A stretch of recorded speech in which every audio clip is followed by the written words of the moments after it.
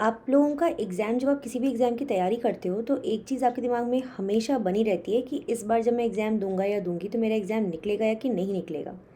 और उसका सबसे मेजर रीज़न ये होता है कि जब आप कभी भी किसी भी एग्ज़ाम की तैयारी करते हैं तो you are under so much of societal pressure. अगर आप लड़की हैं तो आपके ऊपर एज बढ़ने के कारण शादी का मेनली प्रेशर होता है।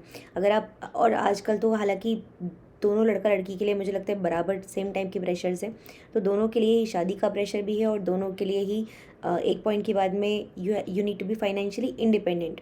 और ये सिर्फ ऐसा नहीं है कि आप अपने पेरेंट्स की तरफ से प्रेशराइज हैं या सोसाइटी के, you are pressurize from your inner self as well, from the side of your inner self. क्योंकि आपको खुद को भी फाइनेंशियली इंडिपेंडेंट बनना है, खुद को भी you need to lead a life, your life a certain way. तो सबके लिए what is the request is कि आप फाइनेंशियली या फिर अपने करियर में स्टेबल हो जाएं।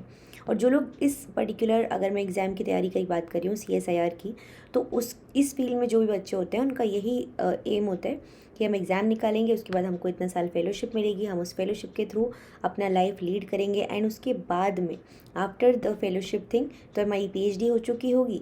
PhD के बाद में हमको आराम से जॉब मिल जाएगी, चाहे वो असिस्टेंट प्रोफेसर की हो, चाहे वो इंडस्ट्री में हो, चाहे वो किसी और प्रोफेशन में हो। Like you have an number of professions. आप पोस्ट डॉक्टरेट के लिए अब्रॉड जा सकते हैं, आप PhD के लिए अब्रॉड जा सकते हैं, थिंग्स लाइक दैट। ठीक है। तो ये सब चीज़ों के कारण आपके मन में एक सवाल हमेशा बना रहता है कि मेरा एग्ज़ाम इस बार क्लियर होगा या नहीं।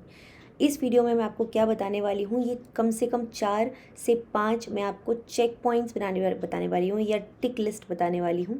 ठीक है, टिक बॉक्सेस जिनको कि आपको टिक करना है अगर तो आपने वो चीज़ें फुलफ़िल कर ली हैं या अगले 1 महीने में फुलफ़िल करने का प्लान कर रहे हैं।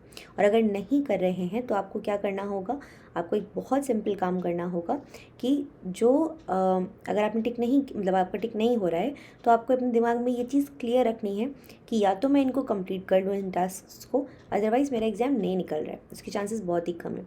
मतलब वो फिर मिरेकल्स और ऐसा कुछ हो जाए उसकी बात मैं नहीं कर रही हूँ, या जादू की बात मैं नहीं कर रही हूँ। यहाँ पे मैं एक बहुत ही प्रैक्टिकल बात कर रही हूँ, प्रैक्टिकल अप्रोच के साथ में, कि ये तैयारी रहेगी तो ये रिज़ल्ट आप एक्सपेक्ट कर सकते हैं। ठीक है, बिकॉज और मैं उन सिचुएशंस की बात भी नहीं कर रही हूँ कि सर्वर नहीं चला एग्ज़ाम में, लैपटॉप नहीं चला, तो शायद आपका दिन ही नहीं है फिर, है ना।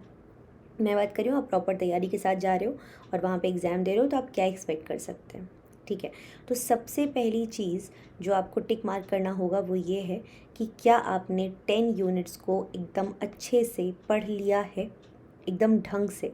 10 यूनिट्स ढंग से मतलब क्या होता है कि जब वहाँ से आप कोई भी क्वेश्चन आप इनकाउंटर कर रहे हैं उन यूनिट्स से तो वो आपसे बन रहा है।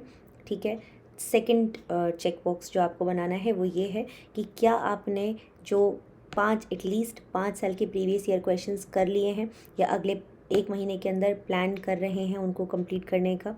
तीसरा चेक पॉइंट होगा कि क्या आपने जो पढ़े हैं 10 यूनिट्स उनको रिवाइज़ किया है। ठीक है, चौथा चेक पॉइंट होगा कि जो बाकी की बची 3 यूनिट्स हैं क्या उनके इम्पॉर्टेंट टॉपिक्स को आपने कवर किया है। पांचवा चेक पॉइंट जो इस वक्त पे हम डिस्कस करेंगे वो होगा कि इतना काम करने के बाद में क्या आपने नोट्स बनाए हैं, अपने एकदम शॉर्ट नोट्स, क्रिस्प नोट, जिनको कि आप एग्ज़ाम के टाइम पे रिवाइज़ कर पाएंगे।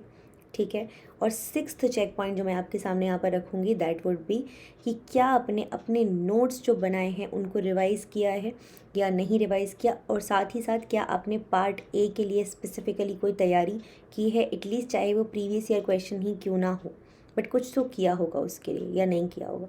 तो अगर ये 5-6 जो मैंने आपको बॉक्सेस बताए, ठीक है, चेक पॉइंट्स बताए, अगर आपने ये कर लिए हैं, अगर सब में आपका आंसर टिक टिक टिक है, तो डेफिनेटली बहुत ही अच्छे चांसेस हैं कि आप अपने एग्ज़ाम को बहुत अच्छे से क्लियर कर लेंगे।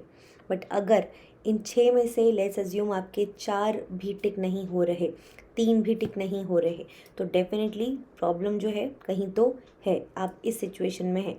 ठीक है, अब आपको इस सिचुएशन से स्टेबल सिचुएशन में आने के लिए क्या करना होगा, या तो इन सबको टिक करो अगले 1 महीने के अंदर, या फिर डेफिनेटली उस होप में, उस फॉल्स होप में रहने का कोई मतलब नहीं है। ठीक है, तो मेरा बस ये काम था कि आपको ये समझा दूँ जिससे आप समय बर्बाद ना करें किसी भी चीज़ में।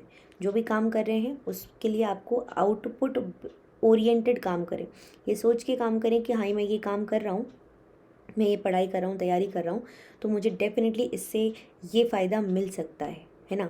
तो मेहनत कर ही रहे हो, जब टाइम इन्वेस्ट कर ही रहे हो तो ऐसे करो, इतना ढंग से करो कि एग्ज़ाम निकल जाए। ऐसे क्यों करना है कि हम पढ़ भी रहे हैं, हम कोचिंग भी कर रहे हैं, हम टाइम भी इन्वेस्ट कर रहे हैं, हम पूरा सब कुछ छोड़ छाड़ के इसी के लिए बैठे हैं, लेकिन हम पढ़ भी नहीं रहे। तो वो नहीं करना है आपको, ठीक है। आई होप मेरी बात आप तक पहुँची हो। ऑल्सो मेक श्योर एक और चीज़ कीजिएगा, इसी वीडियो के कमेंट सेक्शन में अभी आपके कितने टिक बॉक्स हो रहे हैं, 6 में से आपने कितने आपके टिक हुए हैं, वो नंबर नीचे लिख कर जाइएगा। और 1 महीने बाद जो भी सीरियस एस्पिरेंट होंगे, जो मेरी बात को सुन रहे होंगे, वो ज़रूर ये काम करेंगे। जो नॉन सीरियस उनकी तो हम बात ही नहीं करते हैं, ठीक है। तो जो बच्चे यहाँ पर सीरियस एस्पिरेंट्स हैं, जो वाकई में एग्ज़ाम निकालना चाहते हैं, अपनी लाइफ में कुछ अच्छा करना चाहते हैं, वो ये करेंगे कि यहाँ पर कमेंट सेक्शन में लिखेंगे कि आउट ऑफ 6 उनको कितने टिक बॉक्सेस उन्होंने टिक किए हैं, ठीक है। और अगले एक महीने के अंदर, मतलब अप्रैल ख़त्म होने पर आपका कितना आपने उसको कवर कर लिया है। कुछ बच्चा हो सकता है 2 से 6 पे पहुंच जाए, ठीक है। ये कम्प्लीटली आपके ऊपर डिपेंड करता है, आपकी क्षमता, आपकी काबिलियत के ऊपर। Okay, this is all about it from my side. अपना ख्याल रखिए, take care everyone. Marathon session आपका नेक्स्ट वीक होगा, ठीक है। तब तक के लिए अपना बहुत बहुत ख्याल रखिए और बहुत मेहनत से पढ़ाई कीजिए। Will see you in the next session very very soon. Bye bye.